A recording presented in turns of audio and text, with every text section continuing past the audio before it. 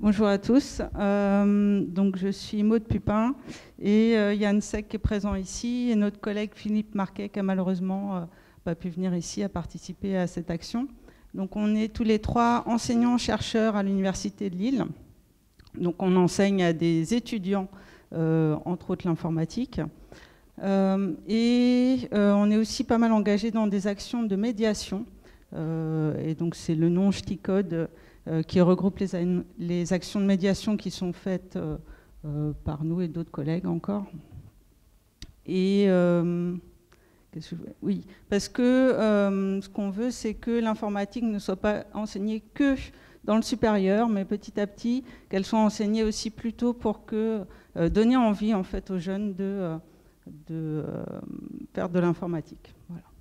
Et alors notre thématique là, c'est principalement sur comment donner envie aux filles de programmer. Donc d'abord, un constat, pourquoi on s'intéresse à faire programmer les filles ?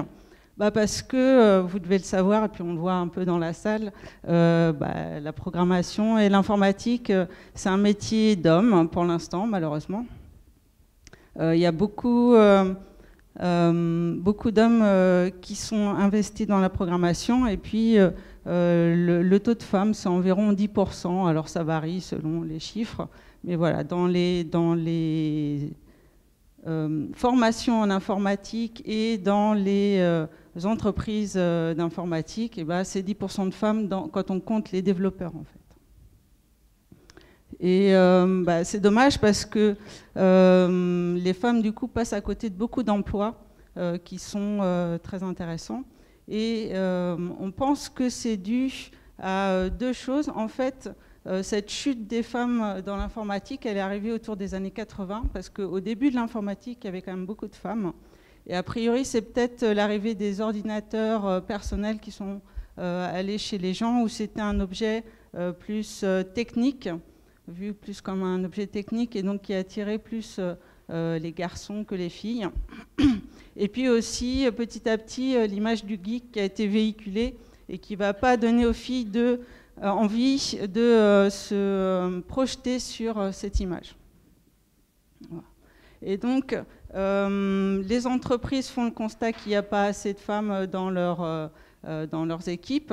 Et le problème, c'est qu'ils ne peuvent pas en recruter puisqu'il n'y a pas non plus de femmes dans les formations en informatique. Et c'est pour ça qu'on a engagé des discussions pour pouvoir mettre en place des choses pour y remédier.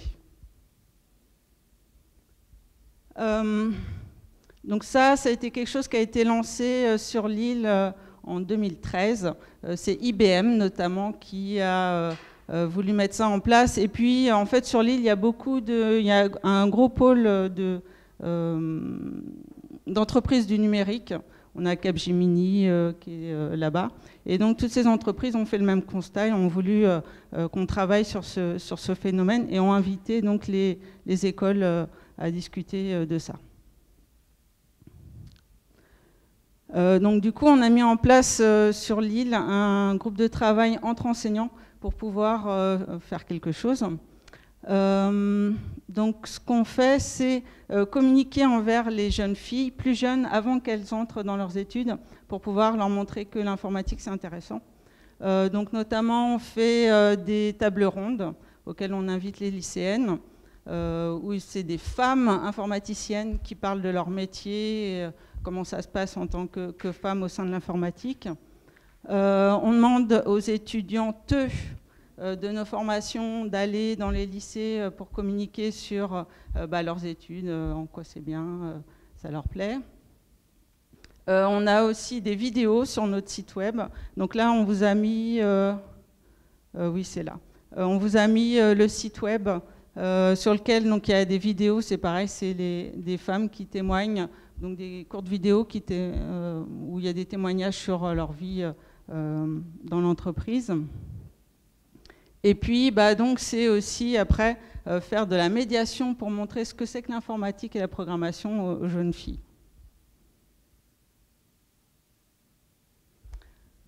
Et il y a une action phare que l'on a mis en place, c'est faire des bourses, enfin offrir des bourses aux jeunes filles qui font des études en informatique, donc pour leurs 3 premières années d'études.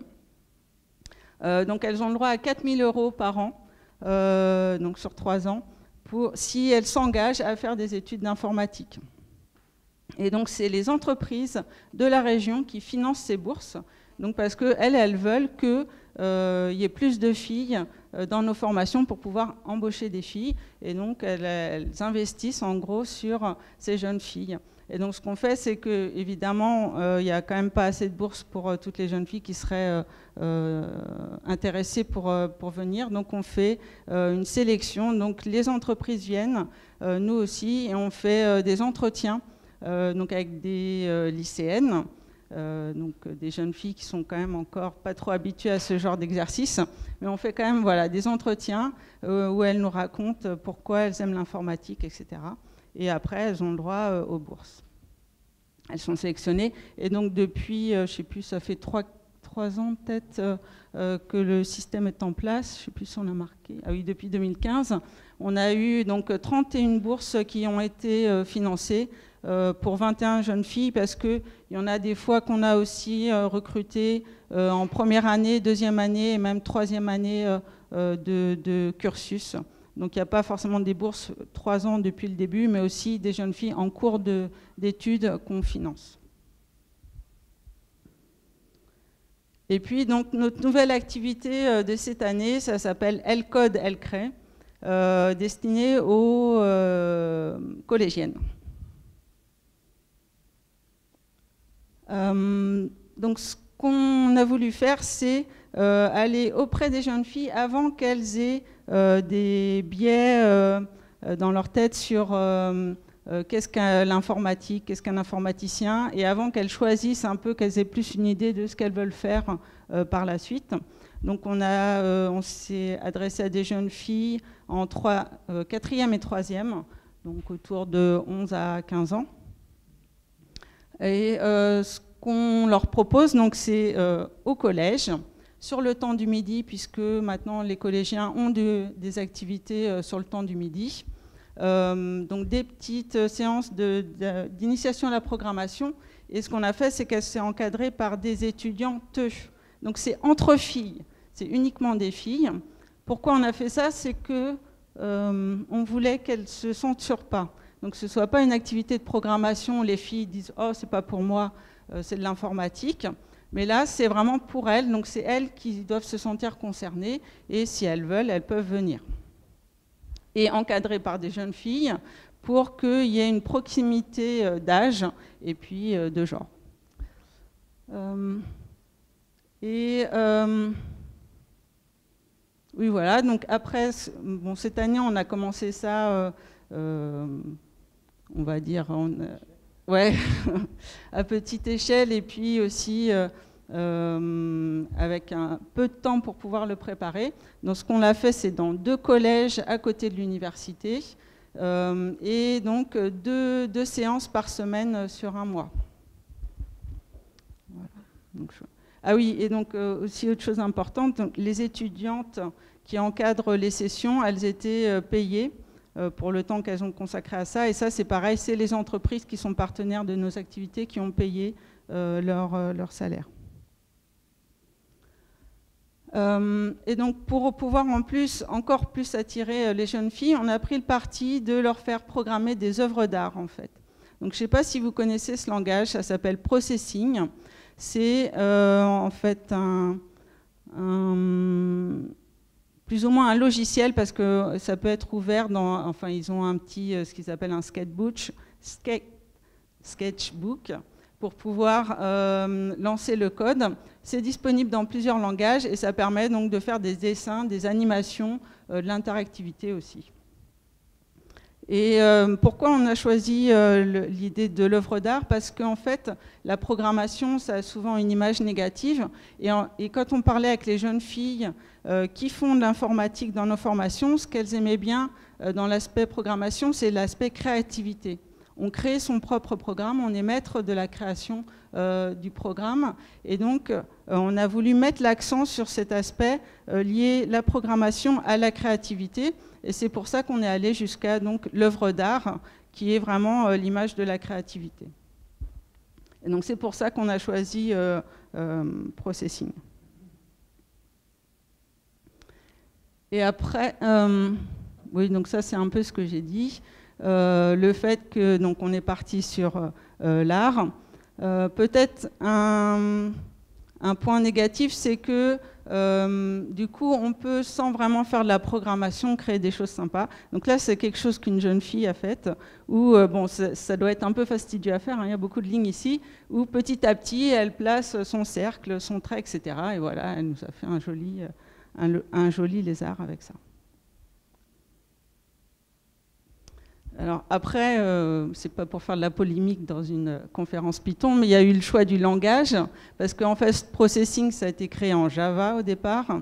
Après, il y a aussi JavaScript qui est disponible, Python, il y en a encore d'autres, peut-être Ruby, ou je ne sais plus ce qu'il y a encore, mais il y a plusieurs langages disponibles. Donc on a eu le choix du langage à faire.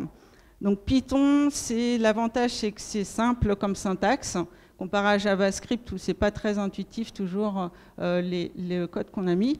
Mais on a eu un problème qui a été évoqué par Nicolas avant, c'est Python, il faut l'installer sur les machines, il faut un interpréteur, etc. Donc ça, c'est pas évident. Et du coup, on a choisi de passer par Trinket.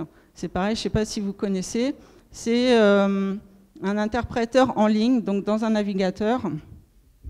Oui, c'est ce qu'il y a là, où donc on a le navigateur, on a du code dedans. L'avantage aussi, c'est qu'on peut enregistrer des trinkets avec du code qui est dedans. Donc on a une progression de cours dans laquelle il y a du code qui est déjà donné.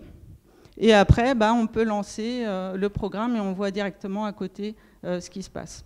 Et en plus, Trinket intègre Processing, parce que ce n'est pas une librairie classique Python, mais Trinket a intégré Processing. Et donc il y avait ce choix-là. Et d'un autre côté, il existe en JavaScript openprocessing.org, qui est un endroit où on peut mettre son code et créer des classrooms dans lesquels on peut mettre tout le code des élèves et pouvoir voir en direct, puisque c'est du JavaScript dans le navigateur, le code. Donc ça, c'est aussi un autre avantage. On a choisi Trinket, mais on n'est pas encore totalement satisfait, parce qu'après, pour pouvoir faire la démo des œuvres, il y a quand même tout un système à mettre en place. Voilà, donc je passe la parole à Yann pour la suite. Alors là, du coup, on va détailler un petit peu comment on a procédé pour les amener à leur propre création. On avait un ensemble de créneaux qui était assez restreint. On avait 8 séances en tout, en présentiel, de 45 minutes. Et du coup, ça a été assez intensif comme rythme. Donc les élèves pouvaient suivre 2 séances de 45 minutes par semaine, avec un fort taux d'encadrement. C'est-à-dire qu'on était parti avec une étudiante pour 4 élèves. Et comme on a eu un petit peu de perte, c'était une activité volontaire. Hein, les collégiennes pouvaient abandonner, ou certaines venaient un peu ponctuellement, de manière épisodique. Donc on avait à peu près 35 élèves qui étaient engagés au début, et on est arrivé à 22 à la fin, qui sont allés jusqu'à la création de leur propre œuvre et à l'exposition. Alors, pour les initier à la fois aux bases de la programmation, à l'usage de processing, et être suffisamment à l'aise pour tenter de créer leur propre animation, leur propre image, on avait préparé des supports pédagogiques, pas forcément correspondant à chaque séance, pour les amener progressivement vers des choses de plus en plus complexes. Hein, donc la première séance, une chose importante, si vous tapez ch'ticode.info, il y aura l'adresse plus loin, là, ch'ticode, c'est hticode.info, vous arrivez sur le site où on met toutes nos traces d'activités de médiation en informatique. Et donc vous retrouverez les supports qui ont été utilisés pour LCode, LCRE, mais vous retrouverez aussi des traces d'autres activités faites avec des plus jeunes, des CM1, CM2, et des supports de formation pour des professeurs des écoles et de collèges, qui sont faits dans le cadre de la Maison pour la Science, parce qu'une des grosses problématiques, Maud l'a évoqué, l'informatique était vue principalement dans le supérieur. Il y a 3-4 ans, il y a l'option ISN qui a été rajoutée pour les terminales. Il y a l'année dernière le programme du collège qui a été modifié et une injection d'un peu d'algorithmique à la fois dans le programme de maths et le programme de techno, mais le grand oublié de tout ça, c'est comment on forme les collègues et comment on arrive à impliquer les collègues, profs de maths ou profs de techno, pour l'enseignement de l'informatique. Donc il y a un travail important à faire aussi sur l'aspect formation des encadrants. Donc du coup, première séance, la notion d'instruction, séquence d'instruction, sur la base d'exemples. C'est-à-dire qu'il y a des petits programmes qui sont donnés, ils peuvent l'exécuter directement dans le navigateur, et puis des explications, plus évidemment l'accompagnement des étudiantes qui peuvent formuler différemment, expliquer différemment de la version textuelle. Deuxième séance, là ça devient violent, allez hop, on arrive avec les structures de contrôle, boucle, alternative, notion de variable, c'est une séance un petit peu rude. Donc là au début on n'est que sur des images statiques, la création d'une image simple. À partir de la troisième séance, on arrive à la notion d'animation, donc faire comprendre le principe du cinéma, hein, où on a des images qui s'enchaînent suffisamment vite pour qu'on ait l'illusion d'une animation. Et puis après, on glisse sur des œuvres plus interactives pour pouvoir prendre en compte ce que fait l'utilisateur, un petit peu comme les exemples qu'il y avait tout à l'heure, où quand l'utilisateur bouge la souris ou tripote le clavier, ça a un impact sur ce qui est généré. La sixième séance, c'était des exemples d'œuvres qui étaient réalisées par les étudiantes qui encadraient l'activité. Donc c'était aussi pour donner un petit peu de matière, des exemples que les élèves, les collégiennes pouvaient se réapproprier, remixer et modifier. Et on avait juste laissé 2 séances entre guillemets libres pour travailler sur leur propre œuvre. Hop. À la fin de ces 4 semaines, on a organisé dans la foulée une exposition. Et l'exposition, c'était un moment qui était important dans l'activité, parce que c'était aussi démystifier l'université. C'était amener ces jeunes collégiennes, là, 3e, 4e, à l'université, et pour certaines, se rendre compte qu'en fait, c'était à 100 mètres de leur collège. Il y a un collège qui est vraiment... Il suffit de traverser une rue, mais beaucoup d'entre elles ne l'avaient jamais traversé. Et pour l'autre collège, c'était un petit peu plus loin, mais il fallait prendre 2 stations de métro et on y arrive. Donc, il y avait à la fois le fait de démystifier l'université, présenter une belle image parce qu'on a une BU qui a été rénovée et donc il y a un espace d'accueil qui donne une image attrayante. Et puis, amener aussi les parents pour que les parents voient ce qu'avaient réalisé leurs enfants. Et finalement, avoir aussi... une autre perspective avec l'intervention de 2 doctorantes qui font des recherches en plus dans un domaine qui se prête bien à ce genre de présentation en interface homme-machine. Et donc 2 doctorantes qui ont présenté un petit peu leurs travaux. Et finalement, il y a les œuvres qui étaient exposées. Alors là, avec quelque chose qu'on n'avait pas anticipé, c'est-à-dire que beaucoup d'élèves qui au début, je ne sais pas si je vais venir, pourquoi, enfin, c'est quand même le moment important. Et c'était surtout par timidité en fait, la crainte de présenter devant du public, devant d'autres parents. Donc on a contourné un petit peu, du coup c'est les étudiantes qui commentaient les œuvres et puis les élèves qui étaient à côté puis qui réagissaient, mais bon, c'était moins impressionnant. Alors ça c'est pour donner un exemple de quelques œuvres qui ont été réalisées.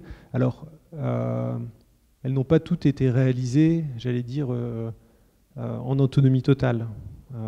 Certaines oui, le petit chat notamment qui est arrivé assez tôt dans les séances. Là c'est une élève qui l'a réalisé entièrement seule, sans aide.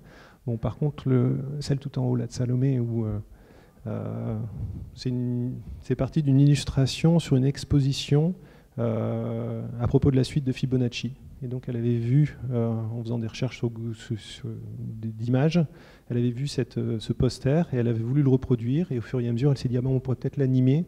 Mais bon, là, il y a eu un bon coup de main quand même de l'étudiante qui l'a suivi. Ça, c'est une petite photo de la restitution. Et puis, ça, c'est quelques-uns des post-it. On avait proposé aux participants de laisser un petit peu des traces, des avis, des commentaires, un petit peu comme les rétrospectives dans les démarches agiles. Donc, on avait un côté, ce qui est super positif, et puis un côté, ce qui pourrait être amélioré. Et on a récupéré une vingtaine de post-its qui faisaient ressortir un petit peu ce feedback, c'est-à-dire que les élèves qui étaient allés jusqu'au bout de la session étaient vraiment très très enthousiastes, mais très très frustrés. Et ça pose un autre souci qui est, bon bah super, certaines étaient vraiment, je pense, accros, mais qu'est-ce qu'on peut offrir comme perspective? Donc là, il y a aussi des choses à travailler pour essayer de relancer un truc qui existait quand j'étais jeune, c'est-à-dire des clubs informatiques dans les collèges ou dans les lycées, pour que les professeurs de maths et de techno s'approprient aussi ça. Et puis nous, on pourrait venir aussi de temps en temps, hein, on n'est pas trop loin. Donc, du coup, on a eu un petit peu de choses on n'est pas encore trop habitué à faire ça, à faire de la pub, du marketing, de la communication. Hein. On est concentré sur faire l'action, que l'action réussisse, que les étudiantes et les élèves soient contentes de ça, c'est vraiment le but primaire. Un truc où on est un peu moins bon, c'est la communication, mais comme là, on a besoin de sous, parce qu'on veut absolument que les étudiantes soient rétribuées, on s'est fait mal, enfin, on s'est fait violence, et du coup, on a essayé de faire des communiqués de presse, de diffuser l'information au niveau de l'université par une newsletter interne. Et on a eu la chance d'avoir des étudiants qui sont dans un master un peu particulier qui s'appelle journaliste et scientifique, qui se sont intéressés à l'action et qui ont réalisé une petite vidéo. Si on a le temps après, on la montrera, mais sinon, vous pouvez jeter un œil directement. Et puis, autre aspect, essayer de présenter l'action, sachant que toutes les ressources, tous les supports sont en ligne.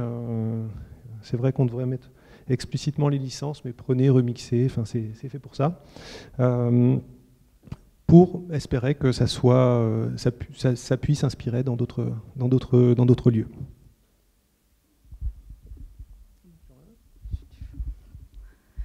Donc, pour conclure,